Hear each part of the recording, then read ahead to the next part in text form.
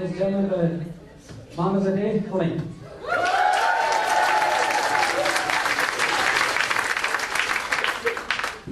I just take my trousers there because during the pictures earlier, when I do jumps, and the third jump, my trousers up my ankles. There's only fortunate thing for me is that most of the people on the wedding party have already seen my full my forever. On the beginning of the speech, we just pointed out that your man Dad's just sitting there now saying, please God, don't let him offend anybody. I famous trait of offending people, so hopefully I'm going to love up that exercise. I was actually sitting here. Already?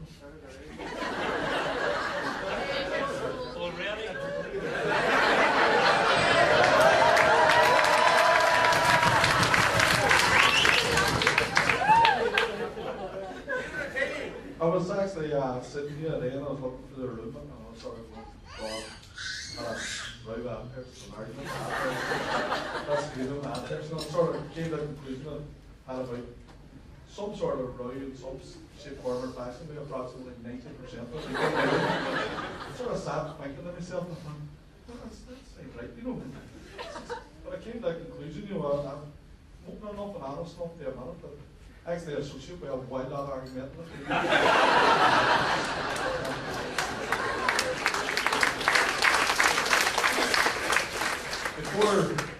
Because I tried to take a hand away that, and hopefully I'll never grow up. I'll never change. But my gave me this whole sort of speech right here. That was actually last night from the Art Era. Saying, you know, make sure you behave yourself in chapel. So people do watching. I don't want you making any funny faces. I see you doing the whole line thing, and you know, and you're trying to look at people, and you're caught out, you're being valuable, and you know, she even took it to the extent that she went on to make up this story about how she has a wedding one time and there's these two people and they're doing this to each other and all the time, and that's time going, you're making that up. In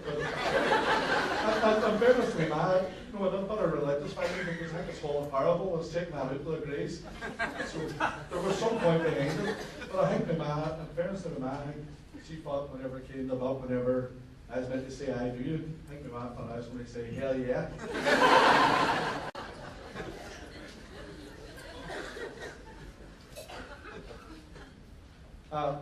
My mom's panic, in fairness, wasn't without due cause. I've given my family a few times and plenty of blows.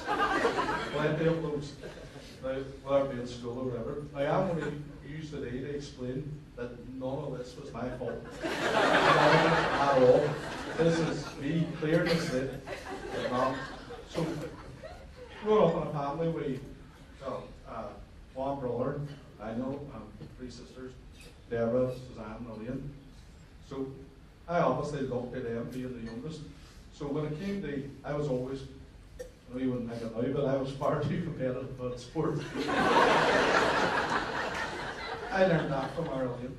So I was the end of my sporting. I was always the one to get on the right. I learned that from our Suzanne. I was always the one to say an inappropriate joke. I learned that from Daniel. I was always the one to get into trouble at school. I learned that from our, well, maybe not our Deborah. What I will say is she never told me to behave at school, so I'm still unfortunate that thing.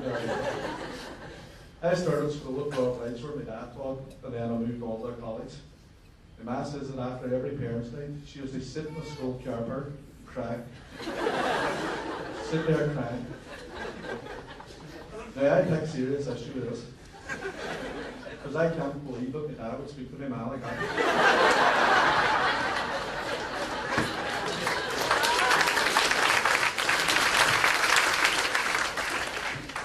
My main problem was any perceived highs I had often turned into lows. They were mistaken as highs, and ended up inevitably being lows. So I want to tell you the story about the time I got my A-level results. Right?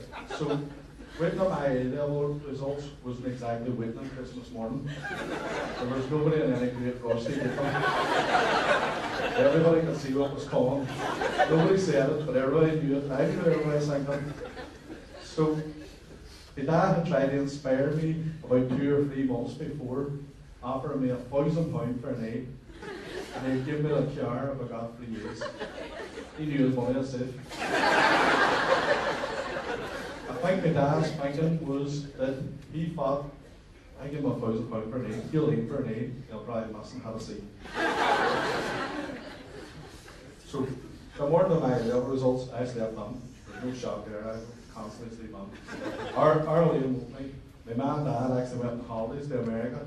And I think in hindsight, it was actually about 1990, and the Greys had planned this to ensure my safety. To make sure keeping the family out of the country. So I had to ring my mum and dad's hotel. So I sat there actually, skip. Sorry. So over the results anyway, and first glance, very level results, you see the A, your quad. And then I realised that's the level. So I had to move over another column. And there it was, U, E. I sort of felt that the E was just sort of a college rubbing salt in the winds. You know what I mean? 3 U's just got a better ring to it. So it's actually a bit disappointed they've got me.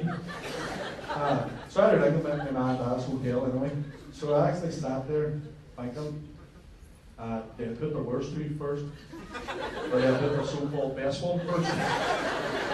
Right? Like, I actually can't believe I sat there thinking about it for so long, thinking which way they put these. I think it was going to make some sort of difference. So a phone rings and I ring and my dad answers. My dad answers and he's groggy on the phone.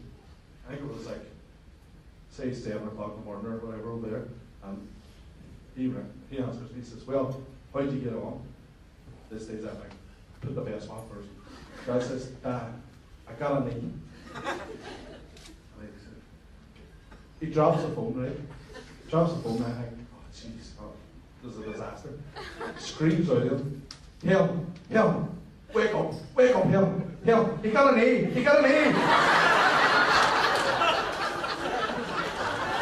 Now my dad's hearing the worst of the rest of things, right? I can hear him celebrating in the room with a phone lying. You'd think I won an Olympic gold medal or my dad's celebrating, right? I'm shouting down the phone, no, Dad, Dad, E. I can still hear him all excited. He still can't hear me. He comes back on the phone and he says, what about dollars? This stage I was tempted to stick with the A-bears. Because I thought, like, going to ruin us all by trying to get it in some way. Thinking, then when he comes back, what's like, then I remember then that he was away with all his friends and only looked like a pure tube and I'm like, so I felt sorry for him and I said, oh, that E for elephant. This stage I can hear my ma sort of getting up, getting excited in the background about this A, and he just goes, oh God, Helen, go back to bed.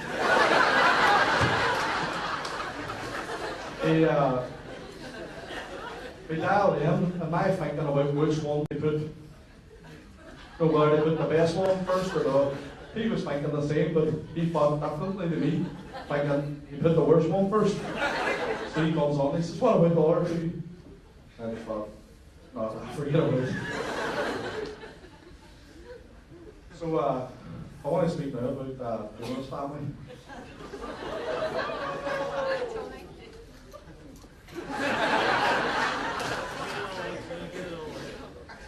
The first time I actually spoke to Fiona's mum and daddy, I wasn't even going with Fiona. What actually happened was a Wayne comes running into the marquee at the camp. Says, there's a strange car in the field, Now, this car had driven on the way that nobody drove up. Over all the bumps at the back. And the middle of the field. So, the Wayne in a panic says, somebody's getting under that car, I sprang on the accident, which was a queer sight, right? say sprang, I sort of shuffled it off. Because it was quite hard to keep your leg round on the legs and stuff, but I got out anyway because I'm here.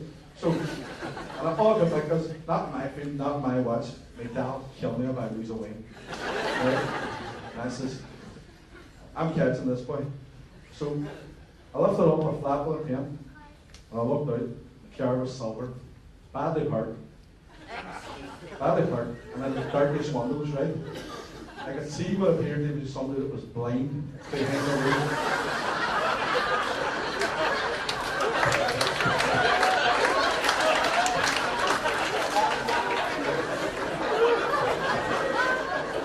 And I thought in fairness, maybe real has developed that much that blind people can use a bus or something in the roads when he's driving. I was unsure. Education was my strong point, so I thought maybe they moved on. So, my heart eased about them when I seen a woman in the passenger seat. Still couldn't make out who got in the back, or you know, if it was a child or an adult or what. And so, as I say, my heart eased when I seen a woman in the passenger seat. That was grand. Then I had a flashback, and I remembered about people like Myra Hanley. This just set my heart racing again, like full scale panic, right? Full scale panic. Panic was back on. I sprinted, right? Well, fastest walk, right? Fastest walk, around the tent over that car. Sure enough, it was in gear, and the fuel in the back seat. In nearly 40 years of the summer camp, no leader has ever been visited by their parents. Ever. Nobody did. Una told me years later they wanted to go down to see what the attraction was at this summer camp. Little did they know, I was the main attraction.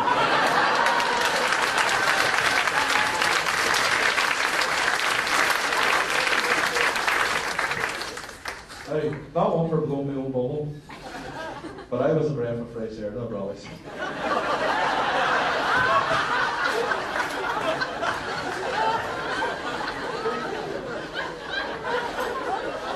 True. I know, you can hide it behind the laughter, but I know.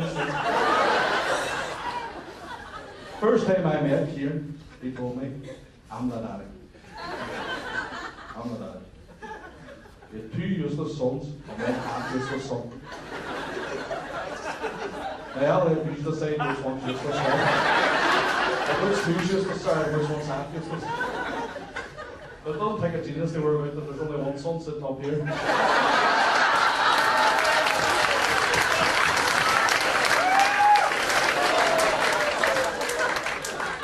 And in fairness, the fact that Thomas celebrated that he's only half useless just goes to show you how bad of a breath of fresh air I really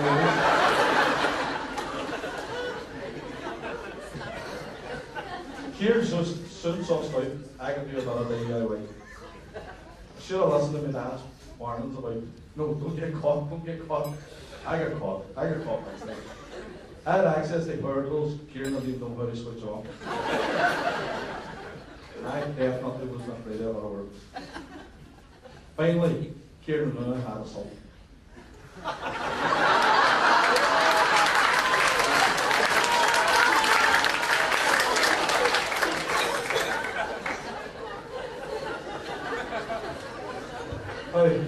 I want to just wrap up the rallies by finishing by, well, Kieran, just want to finish in these words. I'm not that anyway.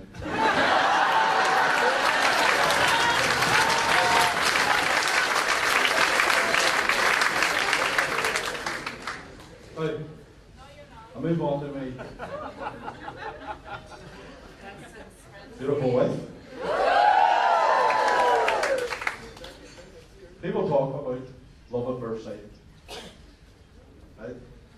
This doesn't mean getting cheesy before it's all married. For me, we feel that it was love at first speak.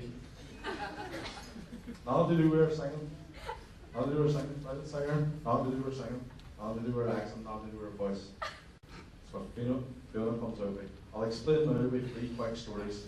Now they are short stories, because we're probably bored, right? So one of the first things was on my car. And my car is actually 20 times worse than my bedroom, right? Can't get your feet on the footwell or nothing. But it's my car, so I'm only happy with it because we don't want it. So Fiona lost a letter out of my glove compartment that's addressed Anthony McLaughlin. Like, obviously I was christened Anthony. I hate the name. No harm to Anthony, wherever else we Anthony. And so the letter said Anthony McLaughlin. Fiona loves to be. Goes, is your name Anthony Tony McLaughlin?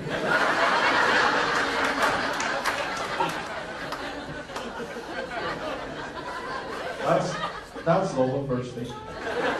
The second one, we were talking about Dallas starting up again, and how I don't know how the conversation came up, right? But we were all about Dallas, and you know it was all on the TV, and it was coming back, and blah blah blah blah. And now Fiona never watched Dallas, neither did I. So Fiona was unsure of exactly what Dallas was, and we were discussing the same. Like, that's what people on. It was going, I got it. I know. Now, what do you know about? It's the ones that wear those t-shirts that say, who shot JFK?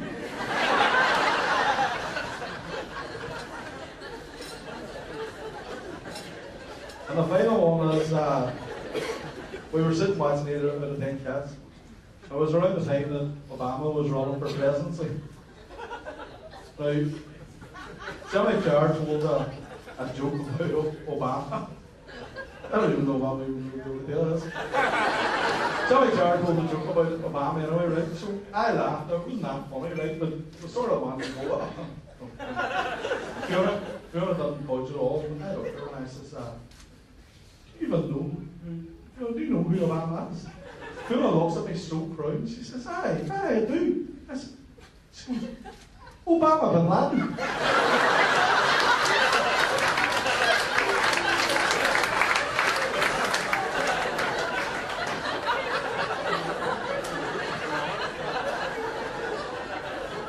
Now, for entertainment value, money can't pay for that. That's top class comedian, we don't even mean it. But I'll be moving on now to sort of half salary. I'm just going to summarise it by saying she looks absolutely amazing today. I'm not going to bore you, so we're going to do all that things.